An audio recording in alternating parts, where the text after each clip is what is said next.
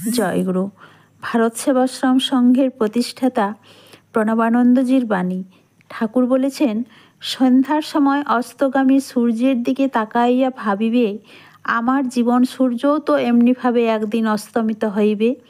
আজই এই মুহূর্তেই যদি সূর্যাস্তের সঙ্গে সঙ্গে আমার জীবন সূর্যও অস্তমিত হয়, রাত্রির অন্ধকারের মতো করাল ছায়া আসিয়া আমাকে যদি এখনই কবলিত করে, তবে আমি কি লইয়া এই পৃথিবী হইতে বিদায় গ্রহণ করিব? আমার সেই পাথেয় কি সংগৃহীত হইয়াছে? যে জন্য জন্মগ্রহণ করিয়াছিলাম, সেই দায়িত্ব ও কর্তব্য কি উদযাপিত হইয়াছে? কই, হয় নাই তো। তবে আমি এখনো চুপ করিয়া বসিয়া আছি কেন? এমনিভাবে চিন্তা করিয়া জীবন গঠনের আগ্রহ, আকাঙ্ক্ষা, চেষ্টা, যত্নকে তীব্রতর করিয়া তুলিবে। জয়গুরু।